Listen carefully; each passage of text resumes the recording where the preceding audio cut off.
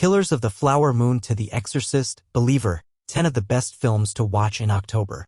Including Martin Scorsese's Killers of the Flower Moon, Dix, The Musical and The Exorcist, Believer, Nicholas Barber lists this month's unmissable movies to watch and stream. Radical. Eugenio Derbez, who played the inspirational music teacher in Coda, is another inspirational teacher in Radical, a fact-based drama directed by Christopher Zalla. Derbez plays Sergio, who is hired to teach 6th grade in a poor Mexican border town, mainly because no one else wants the job. His pupils are resigned to lives of poverty and gang violence, but Sergio encourages them to follow their dreams. A Spanish-language answer to Dead Poets Society and to Sir, with Love? Yes, the professor shaking up students' shtick has been done on-screen many times before, says Johnny Oleksinski in the New York Post. But 2 factors make Radical feel, well, radical, the story being driven by the unique culture of Mexico and the kids, all exceptional actors, being so devastatingly young. Zalla teaches a lesson on how to deliver an affirming, emotional gut punch. Released on October 20th in the US and Mexico. Foe.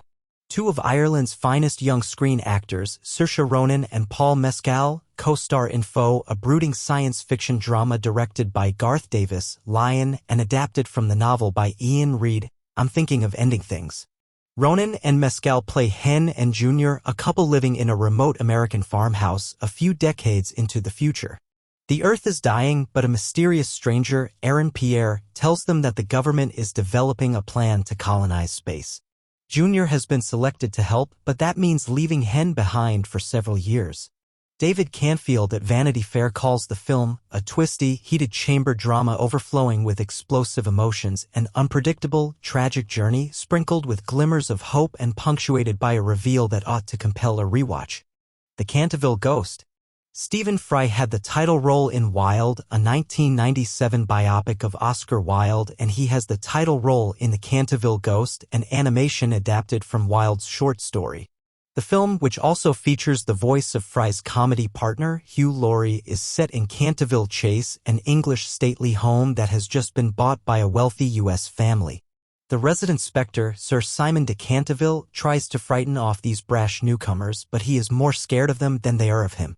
The Canterville Ghost is a sprightly and good-natured pre-Halloween animation, says Peter Bradshaw at The Guardian.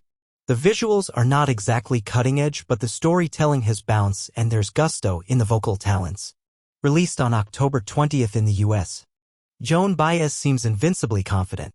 A folk singer with a stunning voice and unwavering convictions, she became a star while still a teenager, and whether she was marching alongside Martin Luther King Jr. or singing on stage with her then-boyfriend, Bob Dylan, she always appeared to be in the right place at the right time. But this intimate documentary, filmed while Baez was on her farewell tour in 2018, reveals the anxiety and depression that bubbled beneath the steely surface. She is better at dealing with 2,000 people in a theater, she says, than with one person in a room. An up-close, intimate, and mostly frank account of a career that arched across more than 60 years of musical and political expression. Released on October 6th in the U.S. The Exorcist, Believer. David Gordon Green's recent Halloween sequels brought back the heroine and the atmosphere of the original 1970s film. Now he is doing the same with The Exorcist. The groundbreaking, stomach-turning horror classic had a girl, Regan, being possessed by a foul-mouthed demon. 50 years on, The Exorcist, Believer has 2 girls being possessed simultaneously. Their desperate parents seek help from Regan's mother, played by Ellen Burstyn. Regan herself, played by Linda Blair, may or may not be appearing. The filmmakers are keeping quiet on that question, but Blair was around to help out on set. We were really lucky to have Linda Blair as a consultant, Green told Chris Hewitt of Empire magazine, to take us into not just how to get a great performance out of a young actress, but how to create an environment that can safely do that. On general release from October 6th. Dix, the Musical. The title of Dix, the Musical might make it sound quite rude, but don't be deceived, it's actually very rude indeed. Tasteless even by the standards of its director Larry Charles, and he made Borat and Bruno with Sacha Baron Cohen. This wildly camp, madcap comedy started life as an off-Broadway musical written by its stars Aaron Jackson and Josh Sharp. They play two salesmen who discover that they are identical twins who were separated at birth, never mind that Jackson and Sharp don't look identical at all. They decide to become a real family by reuniting their long-divorced parents, played by Nathan Lane and Megan Mullally, and things get weirder, sillier, and more disgusting from there. I love this movie that dares to be this willfully stupid, gross, and gleefully outrageous, says Christy Puchko at Mashable. I laughed so hard my face still hurts. I left the theater drop-jawed that this movie got made at all. Released on October 6th in the US. Fair play. In Chloe Damon's highly acclaimed debut film, Phoebe Dynevor and Alden Ehrenreich star as Emily and Luke, a young couple who seem to have it all. They're good-looking, passionately in love, and they both have well-paid jobs at the same Wall Street financial firm. The only snag is that office romances are against company policy, so they must keep their engagement a secret. But then Emily gets a promotion that Luke felt entitled to, and their relationship goes horribly wrong. Maria E. Gates at RogerEbert.com says that Damon's thrilling mastery of slow-burn tension, insightful examination of power dynamics in business and personal relationships, and creation of exceptional performances prove her to be a director with a singular voice. Released on Netflix on October 6th. Cat Person. In December 2017, The New Yorker magazine published Kristen Rapinian's Cat Person, a sharp short story about a 20-something student who realizes that the 30-something man she is dating is nowhere near as charming in the flesh as he is online. Killers of the Flower Moon.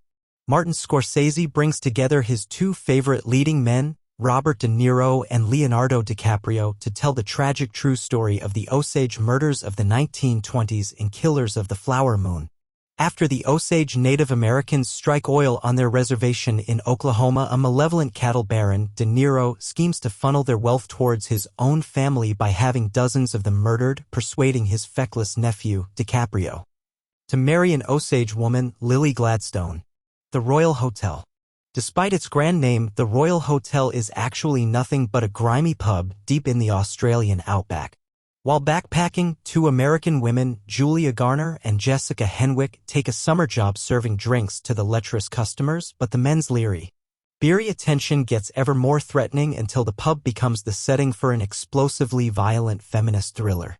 Its director, Kitty Green, the assistant, dials up the gut-churning tension with the kind of meticulously calibrated released in the US on October 6th.